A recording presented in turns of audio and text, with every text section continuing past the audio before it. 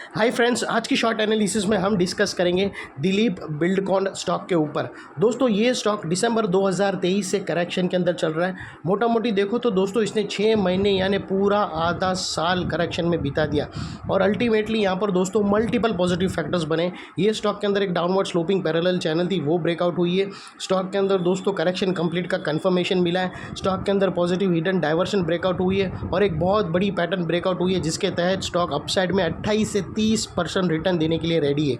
लेकिन दोस्तों इसमें कोई भी मेरी बाय सेल होल्ड रिकमेंडेशन नहीं है, ये प्योरली एजुकेशन पर्पस से मैं आप लोगों से शेयर कर रहा हूँ। दोस्तों आप लोग देख सकते हो यहाँ पर ये एक डाउनवर्ड स्लोपिंग पैरेलल चैनल जैसी स्ट्रक्चर था, जहाँ से करेक्शन प्राइस वाइज स्टार्ट हुआ स्टॉक के अंदर। और अगर आप देखो ना तो जब तक स्टॉक ये डाउनवर्ड स्लोपिंग पैरेलल चैनल में था, इसमें back to back lower lows hit होते हुए गए। सबसे पहले देखो तो ये लोअर लोज हिट हुआ, ये लोअर लोज, फिर अल्टीमेटली ये लास्ट लोअर लोज बना। और जैसे ही दोस्तों ये डाउनवर्ड स्लोपिंग पैरेलल चैनल नीचे स्टैग हुई तो ये अपसाइड में दोस्तों दो बड़े स्विंग ब्रेक करके अबाव हाई क्लोजिंग करके कंफर्म कर दिया correction is complete. Correction complete होके ट्रेंड चेंज हो गया। यहाँ पर दो बड़ी चीज़ मिली। सबसे पहले दोस्तों इसने डाउनवर्ड स्लोपिंग पैरेलल चैनल को ब्रेक किया, यानी गिरावट को रुकावट करा दिया, गिरावट को थमा दिया, ये एक बड़ी चीज़। और सेकेंडली दोस्तों दूसरी ब्रेकआउट ये मिली, पहली तो मैंने बता दिया डाउनवर्ड रेजिस्टेंस ब्रेकआउट हुई, और दूसरी दोस्तों उसके साथों साथ लोअर लोज हायर हाइज में शिफ्ट किया, यानी अपने ट्रेंड को भी चेंज किया। जो अब तक करेक्शन में था वो बाई साइड में उसको चेंज किया, यानी पहले गिरावट को थमाया और फिर ट्रेंड को चेंज किया। ये दो बड़ी चीज़ कंफर्मेशन मिली है फ्रेंड्स। और सेकेंडली दोस्तों बात कर लेते हैं, यहाँ पर हमें पॉजिटिव हिडन डाइवर्शन भी मिला है क्लियर कट। अगर आप लोगों को मैं बता दूं दोस्तों तो यहाँ पर आप देख सकते हो कि जो लोअर स्विंग है प्राइस एक्शन के, वो अपसाइड में टिल्ट होते जा रहे हैं फ्रेंड्स। अगर आप देखो ना यहाँ से तो ये अपसाइड में टिल्ट हुए, वही अगर वही उसकी के नीचे RSI में आप देखो ना तो दोस्तों वो नीचे टिल्ट हो रहे हैं। और यहाँ पर ब्रेकआउट होकर कंफर्म हो गया, पॉजिटिव हिडन डाइवर्शन भी अपसाइड में ब्रेकआउट हो चुका है, जो स्टॉक के अंदर एक शॉर्ट कवरिंग मोमेंटम पैदा कर सकता है। और सेकेंडली दोस्तों बात कर लेते हैं यहाँ पर रिवर्सल चार्ट पैटर्न की। तो दोस्तों एक बहुत बड़ी रिवर्सल चार्ट पैटर्न बनी है और दोस्तों ये जो पैटर्न है वो 6 महीने स्टॉक के अंदर घूमा है। तो यहाँ पर एक पैरेलल चैनल मिली है फ्रेंड्स, और ये पैरेलल चैनल दोस्तों कोई छोटी मोटी पैरेलल चैनल नहीं है।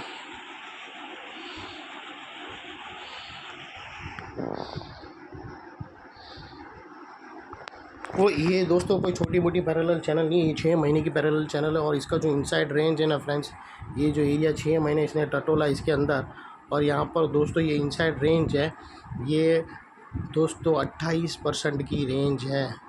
तो यहाँ से जो अभी ब्रेकआउट हुआ है तो अनदर 28% मूव आएगा, लेकिन ऐसा नहीं है कि कल के कल आ जाएंगे। मेरे मतलब दोस्तों कुछ नए ऐसे भोले व्यूवर्स हैं जो नए स्टॉक मार्केट में आए हैं, उन लोग ब्रेकआउट्स पता नहीं उन लोगों को पता है कि नहीं, उन लोग ब्रेकआउट्स पे ट्रेड लेते हैं, मेरा वीडियो देखते। तो पहले तो मैं बता दूं दोस्तों, मेरे वीडियो पे तुम बाय सेल होल्ड कुछ भी मत करो। मैं आप लोगों को सिर्फ मेरा व्यू दे रहा हूँ, मैं कुछ रिकमेंडेशन नहीं कर रहा हूँ, मैं बता रहा हूँ कि ऐसी पॉसिबिलिटी हो सकती है, आपको अपने एडवाइज़र को पूछ कर ही लेना है। और सेकेंडली दोस्तों ब्रेकआउट पे ट्रेड लेते हैं उन लोग, और ब्रेकआउट के बाद दो कैंडल वॉलेटिलिटी में रेड क्या बन गई, ये स्टॉप लॉस तो हीट नहीं हो जाएगा, ये नीचे रिटेस्ट करने आ रहा है क्या, ये वापस अब जाके टारगेट के पास आएगा कि सर 15 मिनट के अंदर ब्रेकडाउन आ गया। अरे बेचारे भोले व्यूवर्स, आप लोग समझो स्टॉक मार्केट में ऐसा नहीं होता है। आपको अगर ट्रेडिंग करना है तो आपको फोकस सिर्फ दो ही चीज़ पे होना चाहिए, या स्टॉप लॉस या टारगेट।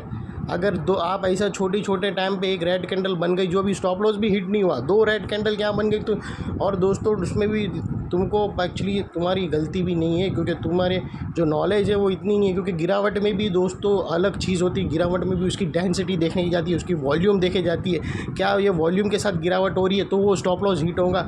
और स्टॉप लॉस भी ऐसे एरिया पे होता है जहाँ पर मल्टीपल चीज़ खड़ी रहती है, तो वहाँ पर आकर क्या एक्शन बनेगा, वो बहुत सारी चीज़ होती है। तो तुम्हें दोस्तों मेरे मतलब आप लोगों को समझो, आप लोगों को अगर पता नहीं तो पहले पूरी चीज़ सीखो, स्टॉक मार्केट में पेपर ट्रेडिंग करो, उसके बाद अपना पैसा डालो। और दूसरी और एक इम्पॉर्टेंट चीज़ कि सारे पैसे एक स्टॉक में नहीं डालो, तभी तो ऐसा तुमको फियर होता है। ऐसा फियर आना ही नहीं चाहिए, ऐसा फियर आ रहा है लाइक यानी तुम गलत चीज़ कर रहे हो, यानी तुम गलत फील्ड में हो, तुम गलत ट्रेड कर रहे हो। सबसे पहले दोस्तों ऐसी फियर कभी आती है जब तुम एक स्टॉक में सारा पैसा डाल के बैठते हो।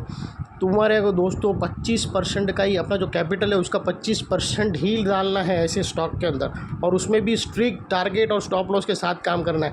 क्योंकि 10 में से 7 टारगेट हिट होंगे और 3 स्टॉप लॉस, ऐसा रेशियो आना ही चाहिए। और वो मेरे स्टॉक बताए हुए स्टॉक के अंदर है वैसे रेशियो। तो और उसमें भी तुम पूरा कैपिटल एक ही स्टॉक में डाल दोगे और वही स्टॉप लॉस हिट हो गया तो फिर तुमको नींद नहीं आएगी, चैन नहीं पड़ेगा। तो दोस्तों पहले तो तुम्हें सीखने की बहुत कुछ ज़रूरत है। स्टॉक मार्केट में क्या है, कैपिटल कैसे डालते हैं और स्टॉक उसमें भी डिवाइड करना पड़ता है कैपिटल को। और दोस्तों 25% में भी एक अलग वो होता है कि ब्रेकआउट्स कैसा है। अगर तुम्हारे पास 25% तुम्हारा कैपिटल है, उसमें 25% भी तुम डाल रहे हो और वो ब्रेकआउट में समझो ब्रेकआउट कैंडल इतनी बड़ी 25% की ब्रेकआउट कैंडल आई या 12% की ब्रेकआउट कैंडल आई, तो जो तुम्हारा 25% है उसका भी तुमको 25% इन्वेस्ट करना है। अगर समझो ब्रेकआउट कैंडल छोटी है तो तुम 25% का 50% कर सकते हो। फिर वो रिटेस्ट आवे तो ठीक है, रिटेस्ट नहीं आवे तो तुम्हें राइड करना है। स्टॉप लॉस लगे, टारगेट लगे, वो स्ट्रिक्ट रखना है। ये सब चीज़, बहुत सारी चीज़ आगे आगे डिवाइडेड होती रहती है दोस्तों, तो वो तुम्हें पता नहीं रहता है। मैं खाली अपना व्यू दे रहा हूँ, ये सब चीज़ मैं सिखा नहीं सकता हूँ, मेरे पास टाइम नहीं है, लेकिन मैं सिर्फ एनालिसिस दे सकता हूँ स्टॉक की। और प्लीज़ 1-2 कैंडल से मत डरो और स्टॉप लॉस आवे तो लेकर, क्योंकि हम स्टॉप लॉस इसीलिए रखते हैं ना, क्योंकि स्टॉक मार्केट में ऐसा, क्योंकि देखो दोस्तों पहले तो सबसे पहले स्टॉक ब्रेकआउट करता है, यानी वो ऑलरेडी नीचे से चल चुका है, तो उसके बाद स्वाभाविक है कि वो साइडवेज जाएगा, रेड कैंडल आएंगी, तो उसमें डरना नहीं है। और दूसरी बात दोस्तों, हम स्टॉप लॉस इसीलिए रखते हैं कि मार्केट में अनएक्सपेक्टेड चीज़ कभी भी कौन सी वक्त भी हो सकता है, तो वो स्टॉप लॉस तो रखना ही है। और उसमें भी डर रहे हो तो फिर तुम सही नहीं कर रहे हो। वो फीलिंग आनी नहीं चाहिए, स्टॉप लॉस हिट हो, तुम्हें ट्रेड को ही छोड़ देना है, मार्केट के ऊपर ही छोड़ देना है कि तू जो दे वही मैं लूँगा। और तुम्हें पता होना चाहिए कि इसका 70% टारगेट हिट होना चाहिए। अगर आप 10 ट्रेड ले रहे हो तो उसमें से 7 के टारगेट हिट होना चाहिए, 6 के टारगेट हिट होना चाहिए, 6 से नीचे नहीं जाना चाहिए। और उसमें भी तुम्हें डर लग रहा है स्टॉप लॉस का, यानी तुमने पोजीशन के अंदर कुछ गड़बड़ करी है, तुमने एक स्टॉक में या 2 स्टॉक में ज़्यादा पैसा डाल के रखा है, पूरा पैसा, वैसा बिल्कुल भी नहीं होना चाहिए। चलो खैर, मैं अभी आप लोगों चलते हैं हम स्टॉक के एनालिसिस पे दोस्तों। तो ये जो ब्रेकआउट हो गई है, इसकी नेकलाइन निकल कर आएंगी फ्रेंड्स, वो 505 के ऊपर, जिसको हम येलो में कर देते हैं। और दोस्तों इसके जो टारगेट्स निकल के आ रहे हैं वो अभी सीधा 700 के टारगेट्स निकल के आ रहे हैं फ्रेंड्स। और आपका जो स्टॉप लॉस अगर आता है फ्रेंड्स, तो आप अगर स्टॉप लॉस रखना चाहते हो तो आप क्लोजिंग बेसिस पे 483 के नीचे, जिसे हम रेड में कर देते थे, 486 के नीचे क्लोजिंग बेसिस पे क्लोज हो तो तुम्हें इसको स्टॉप लॉस ट्रीट करके देकर निकल जाना चाहिए। और आपकी एंट्री, अगर देखो दोस्तों एक्चुअली 2 कैंडल का वेट कर लो, हमें नेकलाइन के ऊपर एक कैंडल मिल गई 505, लेकिन 2 कैंडल का वेट करो तो वेल एंड गुड है फ्रेंड्स। और अगर एक में भी करते हो तो वो ऑप्शनल है, अपने एडवाइज़र को पूछकर। तो दोस्तों यहाँ पर अगर आपकी समझो एंट्री जो भी बनती है वो, इसको हम वाइट में कर देते हैं। और आप अगर अपना रिस्क टू रिवॉर्ड रेशियो देखने जाओ ना दोस्तों, तो सिर्फ इतना ही आपका रिस्क है और रिवॉर्ड देखो इतना बड़ा है, ये ऑलमोस्ट 1:3 1:4 का रिस्क टू रिवॉर्ड रेशियो है। और सेकेंडली दोस्तों, यहाँ स्टॉप लॉस रखने के बहुत सारे तरीके भी होते हैं। आप स्टॉप लॉस ATR के थ्रू रख सकते हो, या लोअर स्विंग रखो तो और भी बेटर है। आप यहाँ पर रखोगे तो जो आपका रिस्क टू रिवॉर्ड रेशियो है वो थोड़ा 1:2 रहेगा, 1:2। अगर यहाँ पर भी आप रखो ना तो भी आपका स्टॉप लॉस बहुत अच्छा है, आपका जो ट्रेड सेटअप है वो 1:2 रहेगा, 1:3 की जगह।